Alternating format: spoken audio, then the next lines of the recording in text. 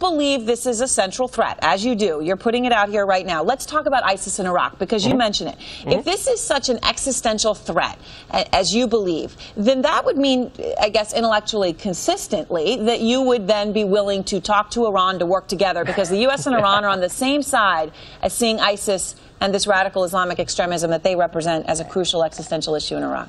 Absolutely not, and that was the most surreal moment of Secretary Clinton's entire interview, when she suggested that the United States could partner with Iran.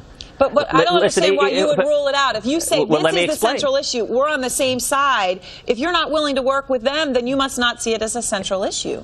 No, that's not true. ISIS are radical Islamic terrorists who have declared their intention to murder Americans, Israelis, to attack Jordan. They are enemies. But the regime in Iran is an enemy as well. They refer to Israel as the little Satan and America as the great Satan.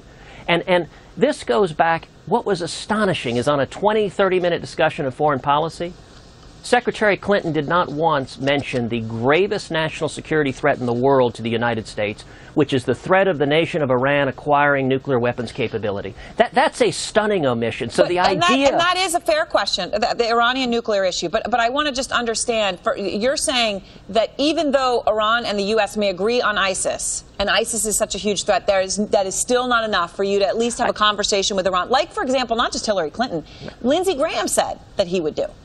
Under no circumstances should we be partnering with Iran. Listen, I agree with Israel's Prime Minister Benjamin Netanyahu that the current deal that the Obama administration is negotiating with Iran is a very, very bad deal. It is an historic mistake. And the reason they're making the mistake, the person leading the negotiations is a negotiator named Wendy Sherman. She is an old Clinton hand. She was the lead negotiator for the Clinton administration with North Korea, and we're making the same mistakes we made in the 1990s. In the 1990s, in the Clinton administration, they relaxed sanctions against North Korea. Billions of dollars flowed in, and North Korea used those billions of dollars to develop nuclear weapons. We literally brought the same negotiator back who had failed in the prior deal to negotiate the same lousy deal. And now with what's happening in Iraq, the danger is, I think, even greater. That we'll see an extension of the Obama-Clinton foreign policy to cut a deal with Iran that only accelerates their progress towards nuclear weapons capability.